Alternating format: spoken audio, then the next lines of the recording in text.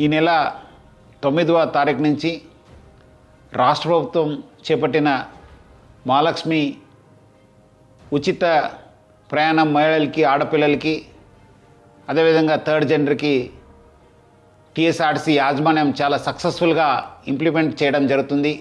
But ఈ ఒక పథకం ఇంప్లిమెంట్ చేయడంలో యాజమాన్యానికి, ముఖ్యంగా మన సిబ్బంది కూడా కొన్ని సమస్యలు తలెత్తుతున్నావు. ముఖ్యంగా చాలామంది మహిళలు తక్కువ దూరంకి వెళ్ళే వాళ్ళు కూడా మన ఎక్స్ప్రెస్ బస్లో ఎక్కి దూర ప్రాంతం వెళ్ళే ప్రయాణికులకి ఇబ్బంది కలిగించే విధంగా ప్రయాణం చేస్తున్నారు. వాళ్ళందరికీ కూడా నా తరఫు నుంచి, యాజమాన్య తరఫు నుంచి కోరుతున్నాను, మీరు తక్కువ దూరంలో వెళ్ళే వాళ్ళైతే వెలుగు బస్సులో ప్రయాణించాలని చెప్పి నేను మరీ కోరుతున్నాను.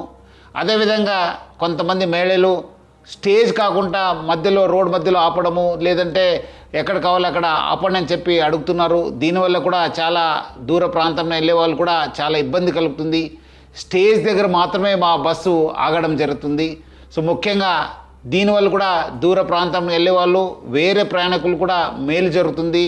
మన కండక్టర్స్కి, డ్రైవర్స్ కూడా బాగా జరుగుతుంది. లేదంటే కొన్ని చోట్ల మనకు చాలా ఇబ్బంది కలుగుతుంది. మన కండక్టర్స్ కూడా చాలా ఇబ్బంది పడుతున్నారు. ప్రజలు బాగా సహకరించారు. వాళ్ళందరూ కూడా నా తరపు నుంచి, యాజమాన్య తరఫున కూడా ధన్యవాదాలు తెలుపుతున్నాను.